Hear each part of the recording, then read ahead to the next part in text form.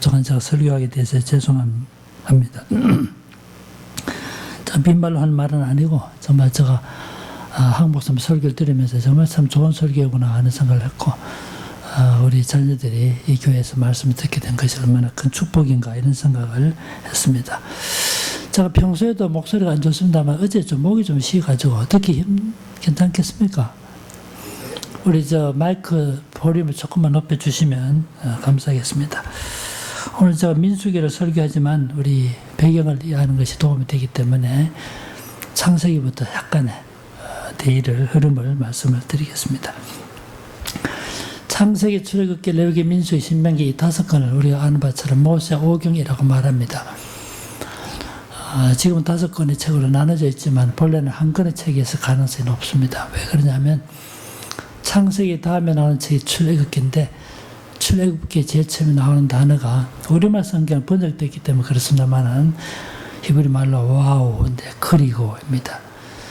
레위기에도 제일 처음에 나오는 단어가 그리고, 그래서 창세기 출애굽기부터 쭉 그리고 이렇게 연결되어 있습니다. 그래서 누가복음 24장 27절에는 44절에 보면 이 5권으로 취급하지 않고 한 권의 책으로 취급해서 모세의 책가라고 말하고 있는 것을 알 수가 있습니다. 어떻든 창세기부터 이 신명기가 쭉 연결되어 있기 때문에 연결된 큰 흐름을 이해하는 것이 성경 본문을 이해하는 데 도움이 됩니다. 첫 번째 책이 창세기인데 여러분 무슨 뜻입니까? 창세기 한문 뜻만 보더라도 세상을 창조한 기록이라고 볼 수 있겠죠. 실제로 창세기는 50장까지 되어 있지만 크게 2가지 내용을 담고 있습니다. 첫째로는 1장부터 11장까지는 하나님의 인간 천지 창조, 인간의 타락, 노예, 홍수 이런 사건을 통해서 하나님과 인간 간의 바른 관계가 어떤 것인가를 말하는 것이 창세의 첫 번째 부분입니다. 두 번째로 12장 이하로 넘어가면 하나님께서 아브라함을 부르시고 한 종족을 삼으시고 아브라함과 이삭과 야곱과 요셉에 이르는 4대에 걸친 파란만장한 삶의 예정 가운데서 어떻게 하나님께서 일하시고 간섭하셨던가를 보여주는 것이 창세기 두 번째 내용입니다. 아시는 바처럼 창세기 12장부터 24장까지는 아브라함에 대해서, 25장, 26장에는 이삭에 대해서, 27장부터 36장까지는 야곱에 대해서, 37장 이하에서는 요셉에 대해서, 그래서 4대에 걸친 여러 가지 사건이 기록됐는데 때와 장소는 달라도 따지고 보면 오늘 우리들 삶과 똑같은 것입니다. 우리들 삶의 환경 속에서 어떻게 하나님께서 간섭하시고 통치해 오셨던가를 말하는 것이 창세기의 중요한 내용입니다. 그래서 정리한다면 창세기는 하나님께서 천지를 창조했다는 사실, 두 번째로는 창조하신 다음에 뒷짐지고 계시지 않고 인간의 삶 속에 오셔서 우리를 통치하고 섭리하시고 간섭하신다는 사실을 말하는 것이 창세기의 중요한 메시지입니다. 두 번째 책이 출애굽기인데 이런 것도 출애굽기, 출애집트, 애굽을 나오는 기록이라는 뜻인데 출애굽기라 그러니까 많은 분들이 출애굽의 모든 예정이 이 책 속에 다 기록된 것처럼 여기지만 사실 출애굽기가 포괄하는 기간은 3개월입니다. 이스라엘 백성들이 애굽의 변방 지역이었던 람셋을 출발해서 시내 광야까지 오는 3개월 동안 예정이 기록되어 있고 19장 이하에 보면 이제는 시내 광야에서 있을 때 성막을 세우고 또 십계명을 받는 등 이때 상황이 기록된 책이 출애굽기 후반부에 해당합니다. 이 출애굽기를 통해서는 우리들의 삶을 인도해 가신 하나님, 인도하시는 하나님을 보여주는 것이 출애굽기의 중요한 내용인데 특히 13장, 14장에 보면 이스라엘 백성들이 홍해 앞에 다다랐을 때 백성들이 크게 두려워했을 때 내 하나님이 너희들 어떻게 인도해 가는 것을 보리라고 말씀하시는 것을 통해서 이 출애굽기라는 책은 우리를 인도하시는 하나님을 보여준 책임을 알 수가 있습니다. 그 다음 책이 레위기인데 창세기나 출애굽기는 제목만 보더라도 이 책이 어떤 내용인지 쉽게 알 수 있는데 레위기라 그러니까 좀 우리에게 익숙하지 못합니다. 무슨 뜻입니까? 레위기. 레위인에 관한 이라는 뜻이 있습니다. 레위기에는 많은 제사 제도가 기록되는데 이 제사 제도를 관장했던 지파가 레위 지파이기 때문에 이 책 제목을 레위기라고 부르게 된 것입니다. 정말 우리가 성경을 읽겠다고 작정하고 또 읽기 시작할 때 창세기는 그나마 읽기 쉽습니다.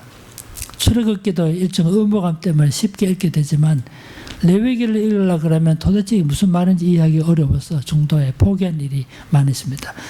저도 해가 바뀌면 금요일은 꼭 성경 한번 읽어야지 하고 출발하는데 창세기, 출애굽기까지 읽고 레위기의 선을 넘지 못해서 포기한 일이 여러 번 있었습니다. 그러나 레위기는 딱 간단합니다. 딱 두 가지입니다. 신약 성경에서 구약을 인용했을 때 가장 많이 인용했던 책 중에 한 권이 레위기예요. 그러니까 레위기가 얼마나 중요한 책인가를 알 수 있는데 딱 두 가지입니다. 첫 번째로는 죄인인 인간이 어떻게 하나님께로 나갈 것인가. 두 번째로는 하나님께로 나가는 우리가 어떻게 하나님과 교제할 것인가. 이 두 가지가 레위기의 중요한 내용입니다. 죄인인 인간이 어떻게 하나님께로 나갈 것인가를 설명하기 위해서 레위기 제일 앞부분에 제사 제도가 기록되어 있습니다. 아시다시피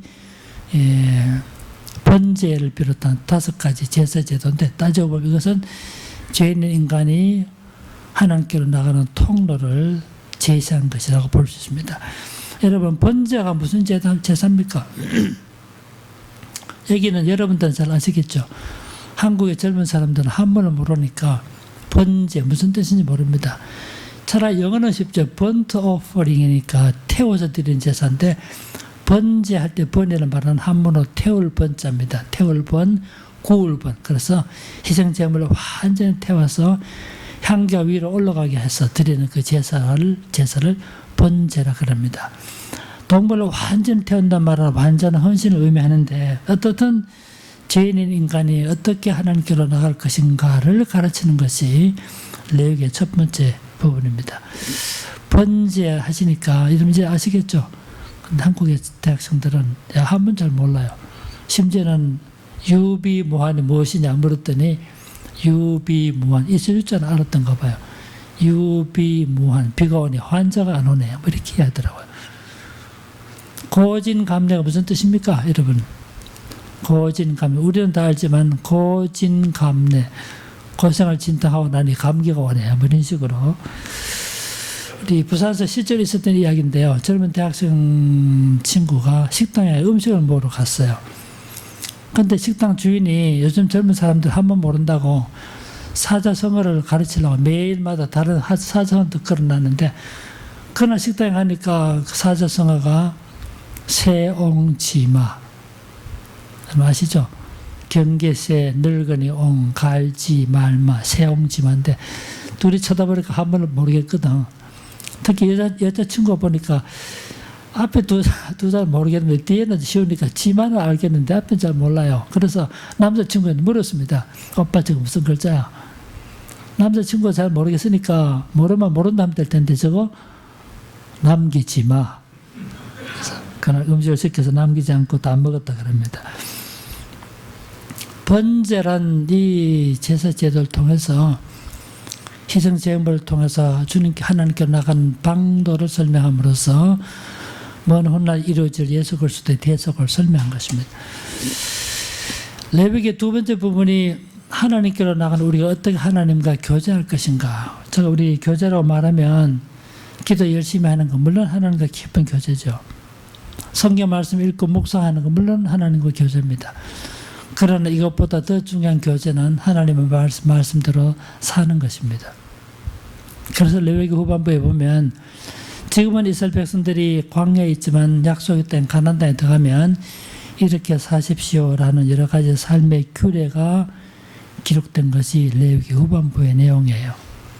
그래서 하라는 적극적인 명령과 하지 말라는 금지 명령이 많이 기록되는데 그 레위기를 읽으면 속으로 야 하나님은 징벌하신 하나님이구나 무서운 하나님이구나 이런 생각하기 쉽지만 조그만 주의를 기울여보면 따지고 보면 다 약자 보호법입니다. 이스라엘 백성들이 가나안 땅에 들어갈 때 다 함께 살아갈 수 있는 삶의 그런 원리들을 원칙들을 제시한 것임을 알 수가 있습니다.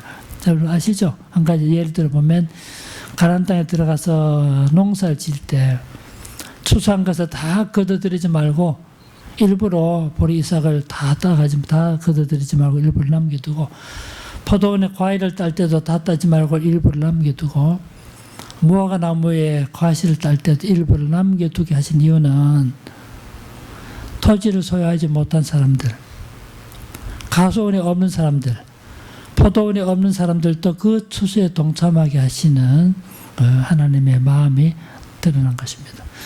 추수의 기쁨은 독점을 인하여 기뻐하는 것이 아니고 나눔을 인하여 함께 즐거워하는 그런 것임을 우리에게 가르쳐주고 있는 것입니다.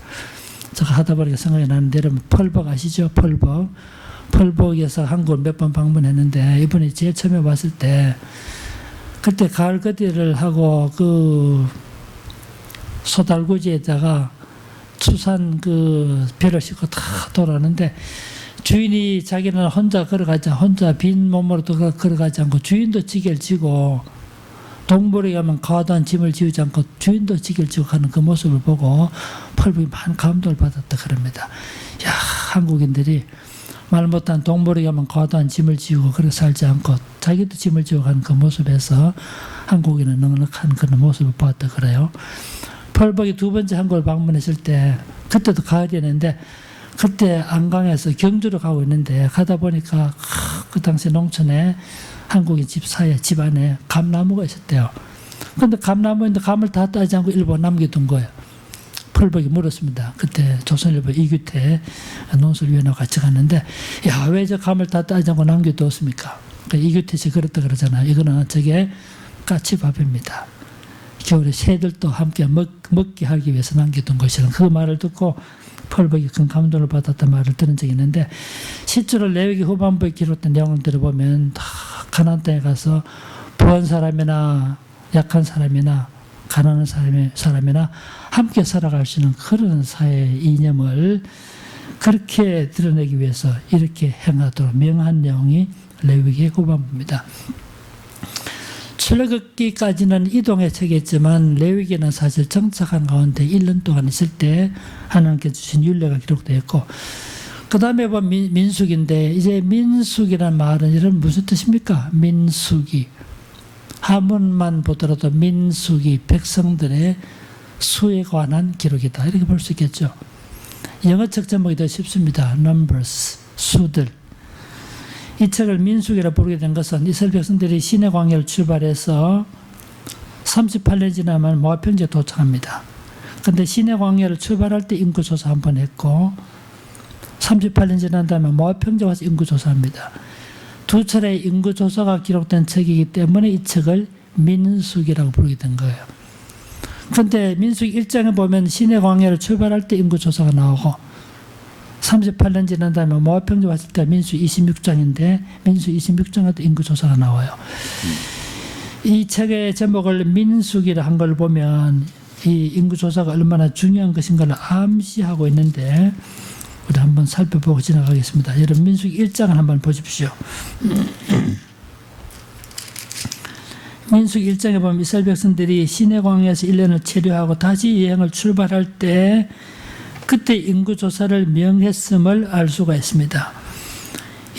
민수기 1장 1절 이하에 보면, 특히 2절에 보면 너희는 이스라엘 자손의 모든 회중 각 남자의 수를 그들의 종족과 조상의 가문을 따라 그 명수대로 계수할지니, 인구조사를 명하는데 3절 보면 이스라엘 중 20세 이상으로 싸움에 나갈 만한 모든 자를 너와 아론은 그 진영별로 계수하되 하는 말씀이 나옵니다. 그래서 그 밑에 보면 이 종족별로 지파별로 인구조사하는 과정이 쭉 기록됐습니다. 그래서 무슨 지파는 몇 명이고 무슨 지파에 속한 자는 몇 명이고 무슨 지파에서 계수된 자는 몇 명이고 쭉 나오는데, 결론 부분만 보겠습니다.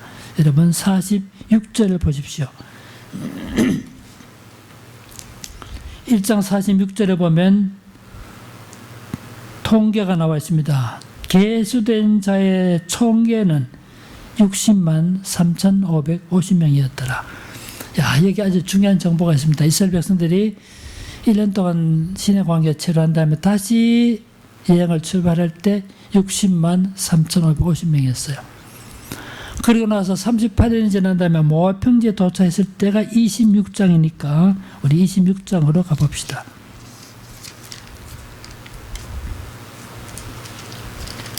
26장에 보면 1절 이하에 보면 26장의 1절 이하에 보면 1장과 똑같은 환경인데요.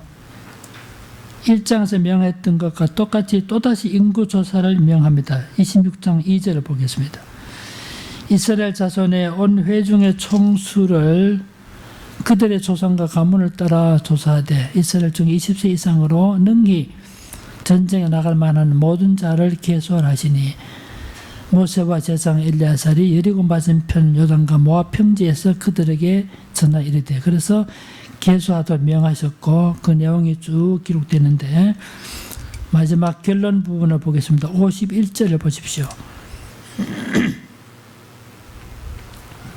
이스라엘 자손에 계수된 자가 60만 1,730명이었더라. 그래서 민수기에 보면 두 가지 통계가 나와 있습니다. 이스라엘 백성들이 시내 광야를 출발할 때 60만 3,550명, 38년 지난 다음에 모압 평지 왔을 때 60만 1,730명. 두 차례 인구조사에 대한 책이기 때문에 이 책을 민수기라고 부르게 된 거예요. 그런데 한 가지 더 중요한 것이 26장 마지막 부분인 63절입니다. 한번 보십시오. 26장 63절에 보면 두 번째 인구조사에 대한 해석이 나옵니다. 이는 모세와 제사장 엘리야살이 계수한 자라. 그들이 여리고 맞은편 요단과 모압 평지에서 이스라엘 자손을 계수한 중에는, 여기 중요한 말씀이 있습니다. 64절.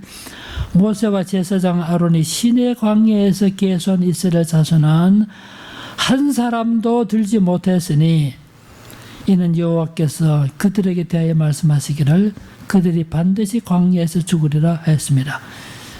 이러므로 여분네 아들 갈렙과 눈의 아들 여호수아 외에는 한 사람도 남지 아니했더라. 여러분 잘 이해하셨습니까? 잘 이해하셨겠지만 제가 정리해 보겠습니다. 60만 3,550명 시내 광야 출발했죠. 그렇죠. 38년 지난 다음에 모압 평지 왔을 때 60만 1,730명이었어요. 근데 처음 계수할 때도 포함되었고 두 번째 계수 속에도 포함된 사람은 딱 두 사람뿐입니다. 여호수아 갈렙뿐이에요. 그러니까 다시 말하면 60만 3,550명 시내 광야 출발하는데 여호수아와 갈렙 말고 다 죽었습니다. 그럼 모압 평지 왔을 때 60만 1,730명 누굽니까? 여호수아 갈렙 말고 나머지 사람들은 광야에서 태어난 제2세대 사람들이었어요. 잘 이해하셨죠? 이게 민수기 전부예요. 민수기에 많은 내용이 기록됐지만 딱 핵심을 따지고 본다면 60만 3,550명 시내 광야를 출발했다. 그런 광야에서 다 죽고 여호수아와 갈렙만이 살아남아서 모압 평지에 도착했는데, 모압 평지라는 것은 요단강만 건너면 가나안 땅이니까 약속의 땅인 가나안 땅 접경지대까지 오게 된 거예요. 이 정보를 제시하는 것이 민수기라는 책인데, 그러면 이 두 차례 인구조사에 대한 정보를 제시하시면서 무엇을 말하려는 것이 이 책의 메시지일까요? 성경 본문이 개별 본문을 통해서도 말씀하시지만 이 책을 통해서도 우리에게 무엇을 말하려는 것이 하나님의 의도였을까요? 이런 궁금증을 가진 우리들에게 열쇠로 주어진 본문이 민수기 13장과 14장입니다. 그래서 민수기 13장과 14장은 민수기의 중요한 본문을 볼 수 있는데 오늘 우리가 다 읽을 수 없기 때문에 14장 일부만 읽은 겁니다. 그러면 13장으로 돌아가서 제가 한번 정리를 해보겠습니다. 이스라엘 백성들이 시내 광야를 출발해서 얼마 지나지 않아서 가데스 바네아, 다른 말로 바란 광야에 왔습니다. 여기 왔을 때 하나님께서 모세에게 너희들 앞으로 가나안 땅에 들어가게 될 테니까 가나안 땅 미리 정탐하도록 명하셨습니다. 그래서 각 지파의 대표 한 사람씩 뽑아 12사람을 뽑아서 12사람이 가나안 땅에 가서 40일 동안 다 샅샅이 그 지역을 정탐했습니다. 정탐하고 돌아와서 회중 앞에 보고했던 내용이 13장 25절 이하에 나옵니다. 13장 25절을 보면 40일 동안 땅을 정탐하기를 마치고 돌아와 바란 광야 가데스에 이르러 모세와 아론과 이스라엘 자손의 온 회중에게 나와 그들에게 보고하고 그 땅에 과일을 보이고 모세에게 말라 이르되, 그 다음에 여러 가지 보고한 내용이 쭉 나옵니다.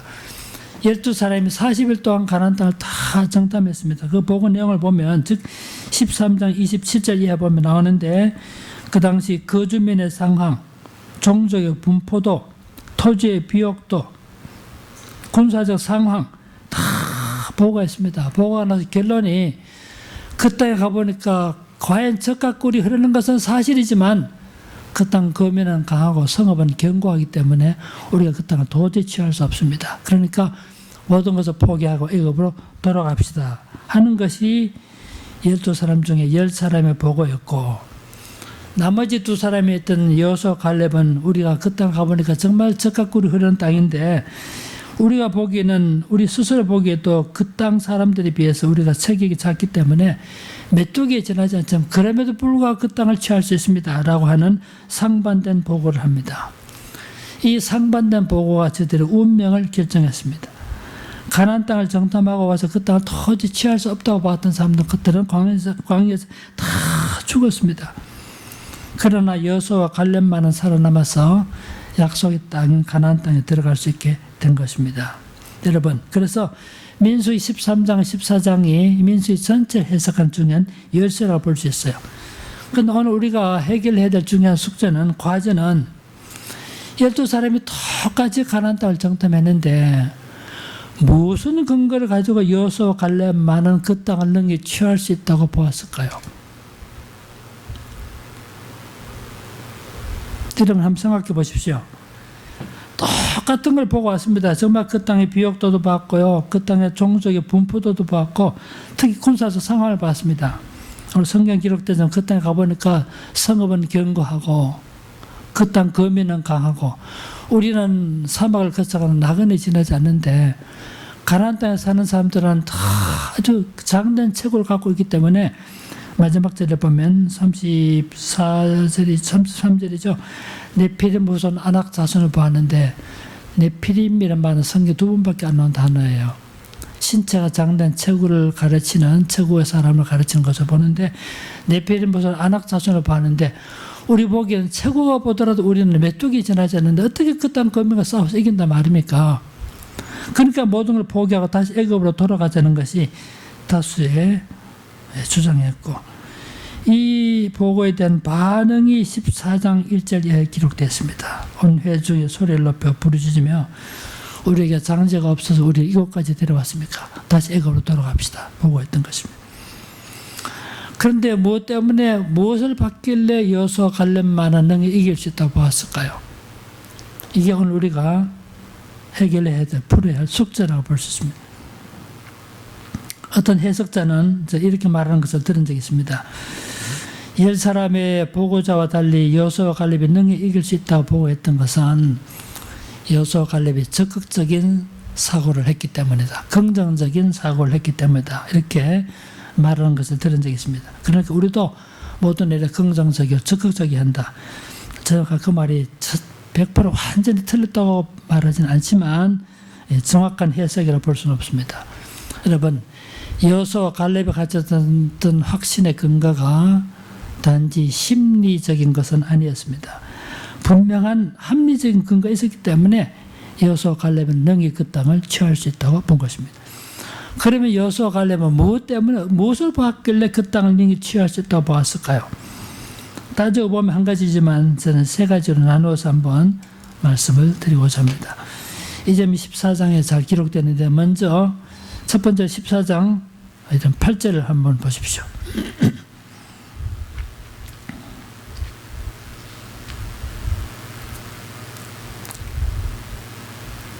14장 6절부터 여호수아와 갈렙의 보고가 나오는데 6절부터 한번 보시는 것이 좋겠네요. 그 땅을 정탐한 자 중 눈의 아들 여호수아와 여분의 아들 갈렙이 자기들의 옷을 찢고, 옷을 찢었단 말은 비통한 심정을 토로하는 히브리적 방식이에요. 내가 속마음을 말하는데도 상대편이 믿어주지 않으면 내 가슴을 열어서 보여줍니다는 뜻으로 옷을 찢는 풍습이 있었습니다.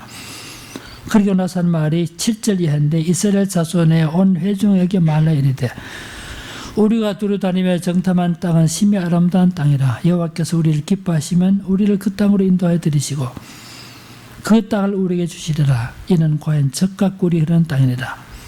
9절입니다.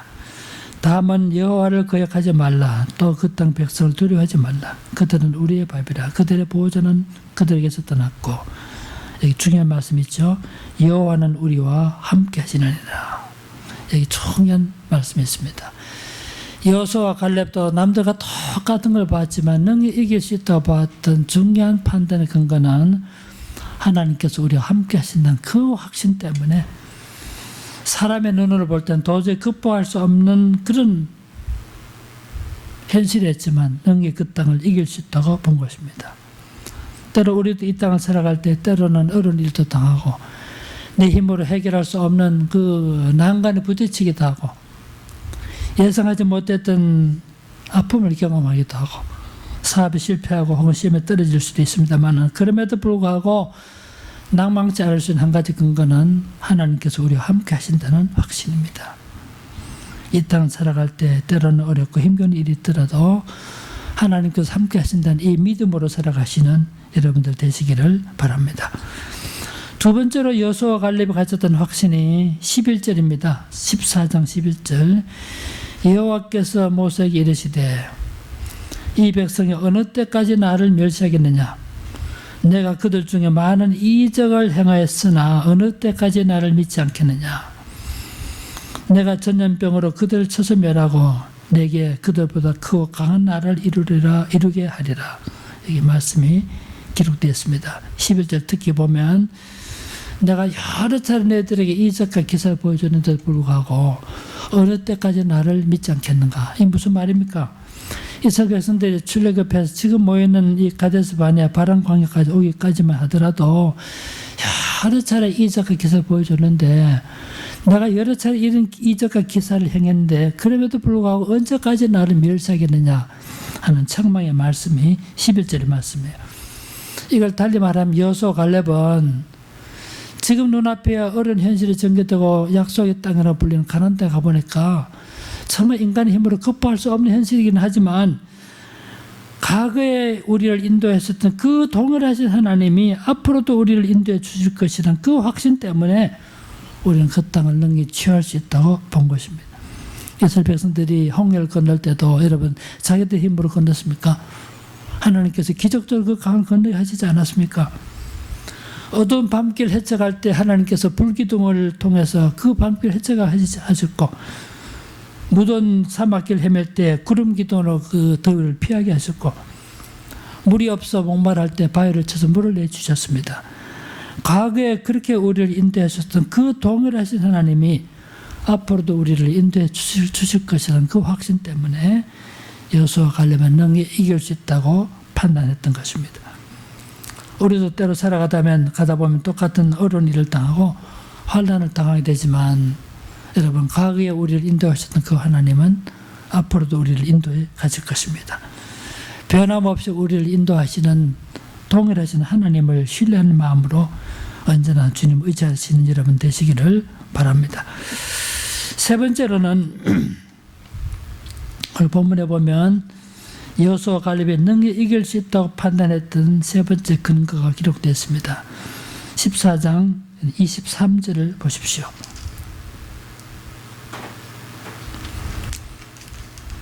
참고로 22절부터 읽겠습니다. 내 영광과 애굽과 광야에서 행한 내 모든 이적을 보고서도 이같이 10번이나 나를 시험하고 내 목소리를 청종치 아니한 그 사람들은 23절입니다. 내가 그들의 조상들에게 맹세한 땅을 결단코 보지 못할 것이요 또 나를 멸시하는 사람은 한 사람도 그것을 보지 못하리라.